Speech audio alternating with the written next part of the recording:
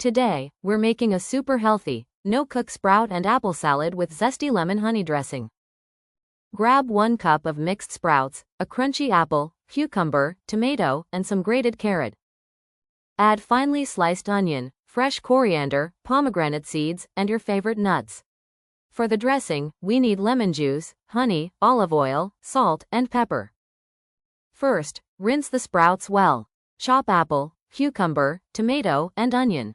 Grate the carrot for extra crunch.